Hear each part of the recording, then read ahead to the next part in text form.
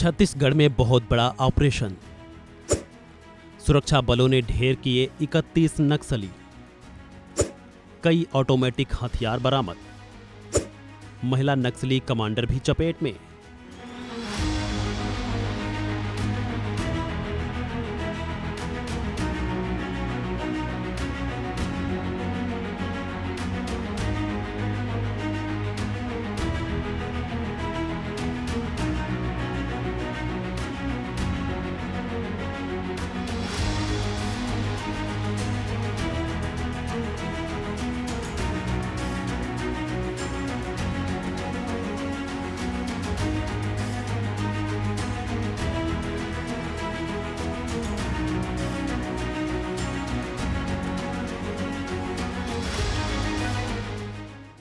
जिला दंतेवाड़ा नारायणपुर का सीमावर्ती दक्षिण अबुजमाड़ क्षेत्र में तुलतुली, गवाड़ी, नेंदूर इस इलाके में माओवादी की उपस्थिति का सूचना के आधार पर DRG Dantewada, DRG Narayanpur, STF बल अभियान के लिए रवाना किए गए थे। अभियान के दौरान कल दिनांक 4 तारीख को लगातार अनेक बार मुठभेड़ हुई थी। मुठभेड़ के पश्चात अब तक कुल 31 माओवादी की डेड बॉडी रिकवर की गई थी। आम सबमिशन के हिसाब से देखा जाएगा LMG, SLR, AK-47 मिसाइल, 303 इस प्रकार का अनेक ग्रेनेड वेपन्स भी रिकवर किए गए थे। जैसा कि आप सभी को पता है, ये एरिया जो है अबुझमाड़ माना जाता है और ये जो है उनका जो है जितने भी आपके माओवादी संगठन हैं इस समय जो है उनका पूरा ये जो एरिया जो सुरक्षित एरिया माना जाता है। और उनकी सूचना पर जो बड़े लीडरों के जो माओवादियों के बड़े लीडरों की सूचना के आधार पर जो है आज से 4 दिन पहले ही एक ऑपरेशन प्लान किया गया था और वो प्योर अबुझमाड़ में जो है और उसी आधार पर जो अपने नारायणपुर, दंतेवाड़ा का डीआरजी और साथ में हमारा STF, ये 3 का बल था। और वो बल जो है आज से करीब 3 दिन पहले जो है जंगल में ऑपरेशन के लिए गया था और इसी दरमियान कल 1 बजे से लेकर शाम 6 बजे तक जो जबरदस्त मुठभेड़ हुआ है पुलिस फोर्स और माओवादियों के बीच में, जिसमें कि 31 माओवादी ढेर हुए हैं। और उसी अनुसार जो है आपके AK-47, SLR, LMG, INSAS, 303, 315 bore, BGL launcher gun और पिस्टल, इस तरह बहुत सारे जो है वेपन अपन को जो है उनसे जो है बरामद हुआ है। सर, किस टाइप का फॉर्मेशन रहा होगा इतनी बड़ी संख्या में? ये एरिया मैं जैसे आपको बताया, पूरा एरिया जो है नक्सलियों का सबसे सुरक्षित एरिया माना जाता है। और इस एरिया में जहां पर हम लोग ऑपरेशन किए हैं वहां पर जो एक तो पूर्वी बस्तर डिविजनल कमेटी है नक्सलियों का, वो ऑपरेट करता है। और उन्हीं के साथ में जो है कि यहाँ पर जो है PLGA की कंपनी नंबर 6 यहाँ पर जो सक्रिय है।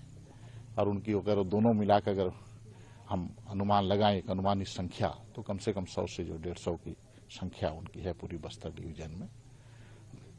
और उसी फॉर्मेशन के साथ जो हमारा फोर्स का जो इनकाउंटर हुआ था। सर, इतना चैलेंजिंग टेरेन है और नक्सल डैन कहा जाता है इस एरिया को, और फोर्सेस पेनिट्रेट करके अंदर आई और मार भी गिराया 31 लोगों को। सर, क्या समझे कितना कमजोर हुआ होगा नक्सल यहाँ पे? नहीं, ये तो भाई रणनीतिक खेल है, उसको कमजोर हुआ ये नहीं बोल सकते जो है। ये तो भाई जिसका रणनीति मजबूत होगा उसका जो है।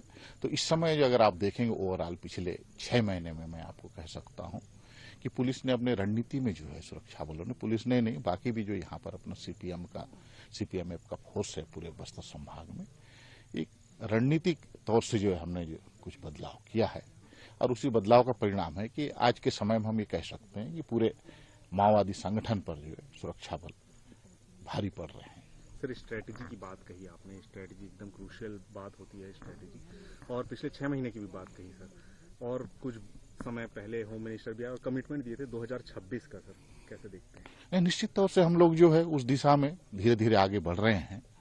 आप लोग भी देख रहे हैं, उसका जो परिणाम है आप लोग सामने दिख रहा है। हमें आज सूचना प्राप्त हुआ था पूर्व बस्तर डिवीजन के माओवादी एवं PLG कंपनी नंबर 6, टोटल अगर देखा जाए तो 40 से 50 माओवादी की उपस्थिति की सूचना थी। वो किसी मीटिंग के लिए उपस्थित हुए थे, कोई रणनीति बनाने के लिए। इस पर से जॉइंट ऑपरेशन लॉन्च किया गया। जॉइंट ऑपरेशन में DRG दंतेवाड़ा, DRG नारायणपुर की टीम और तोड़वान तुलार गुफा तरफ में STF की टीम थी। इसमें 3 अक्टूबर को जब हमने लॉन्च किया, 4 अक्टूबर को जब पूरी फोर्स ने घेराबंदी करी तो उनके द्वारा हेवी फायर किया गया, उसका जवाब भी फायरिंग से दिया गया। ये जो मुठभेड़ है टोटल 1 बजे से लेके शाम के 8 बजे तक चला, जिसमें अगर कुल बरामद टोटल सर्च अभियान मुठभेड़ पश्चात देखा गया तो टोटल 31 वर्दीधारी माओवादी का शव बरामद हुआ है। साथ ही ऑटोमेटिक वेपन्स, आधुनिक हथियार जैसे AK-47, SLR, INSAS, LMG, light machine gun, 303, 315, 12 bore, BGL जैसे हथियार भी बरामद हुए हैं भारी मात्रा में। दंतेवाड़ा DRG का नेतृत्व IPS एडिशनल SP स्मृतिक राजनाला और DSP ऑपरेशंस राहुल उइके कर रहे थे, और DRG नारायणपुर का नेतृत्व इसमें DSP प्रशांत देवांगन कर रहे थे। जी, ये 31 जो है एक बड़ा फिगर है, अभी तक का मैं मानता हूँ कि सबसे बड़ा फिगर है छत्तीसगढ़ में। और इसमें मुठभेड़ में एक आरक्षक हैं, उनको स्प्लिंटर इंजरी हुई थी। स्प्लिंटर इंजरी होने के बाद फोर्स जवानों द्वारा उसका तत्काल उपचार किया गया, और उपचार उपरांत चॉपर के माध्यम से एयरलिफ्ट कर रायपुर में भर्ती कराया गया। उनकी स्थिति सामान्य है। फोर्स आज सर्चिंग अभियान करने के बाद वापस आ रही है, और हम लोग उसी को मिलने के लिए अभी हांदवाड़ा तरफ आए हुए हैं। सर, इनिशियली ये बताया जा रहा था कि कैजुअलिटी उनकी तरफ से और ज़्यादा हो सकती है। नहीं, हमारी तरफ से ऑफिशियल फिगर जो देखिए, मुठभेड़ जो है वो बहुत लंबा चला है, उसके बाद सर्च ऑपरेशन भी उतना ही लंबा चला। तो कल तक जो हमारे पास जानकारी लगभग 28 नक्सली माओवादी का था, और आज मॉर्निंग तक फिर टोटल 31 काउंट हुआ है। सर, जैसे बहुत सारे असॉल्ट राइफल मॉडर्न वाले मिले हैं, तो क्या लगता है कि किस टाइप के कैडर रहेंगे, क्या वो रिवॉर्ड कैरी कर रहे थे? जी, मैं समझता हूँ जिस हिसाब से हमें हथियार मिले हैं और जिस हिसाब से संख्या है, उसमें ज़रूर कोई HZC या DVC रैंक का माओवादी होगा। HZC देखा जाए तो शासन द्वारा उसके ऊपर 25 लाख का इनाम घोषित है, और DVC या कंपनी के जो सदस्य होते हैं, मेंबर्स होते हैं, तो उनके ऊपर शासन द्वारा 8 लाख। तो सर, टेरेन की अगर बात करें तो टेरेन कितना चैलेंजिंग था सर? जी, इसमें टेरेन आप देख ही रहे हैं, यहाँ हम लोग आए हैं और यहाँ आने में किस तरीके से डिफ़िकल्टी हुई है।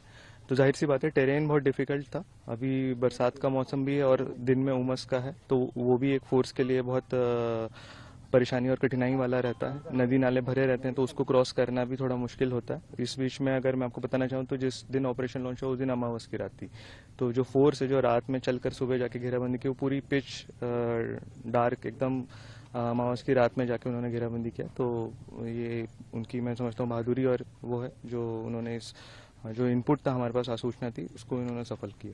सर, मैन इनपुट के अलावा जो टेक्निकल इनपुट्स रहते हैं वो कितना क्रूशियल रोल प्ले करता है?